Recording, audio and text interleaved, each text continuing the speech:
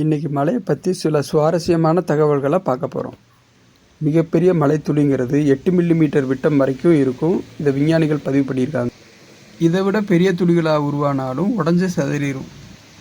வானவிலோட முழு விட்டத்தை விமானத்திலிருந்து பார்க்க முடியும்.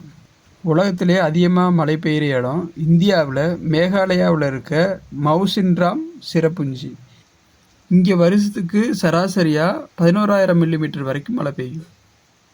சவுதி அரேபியா, கத்தார் போன்ற நாடுகளில் வருஷத்துக்கு 4-5 நாட்களாவது மழை இருக்கும். ஆனால் சிலி நாட்டில் இருக்க அடகாமா பாலைவனத்தில் பல ஆண்டுகளாகவே சுத்தமாக மழை இல்லாமல் இருக்குது.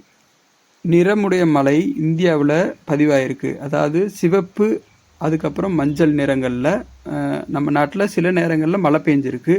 இது எதனால் இந்த மாதிரி கலர் மாறுதுன்னா, காற்றுல கலந்துருக்க அதிகப்படியான தூசி, மணல், இந்த காரணங்களால் மலையோட நிறம் மாறுது. அது மட்டும் இல்லாமல் பாசி, இந்த காடுகளில் அதிகப்படியான பாசி, இந்த மகரந்த தூள், இது காற்றுல கலக்கிற சமயங்களில் மலையோட நிறமே மாறி காடுகளில் மழை பெஞ்சிருக்கிறதா பதிவு பண்ணியிருக்காங்க.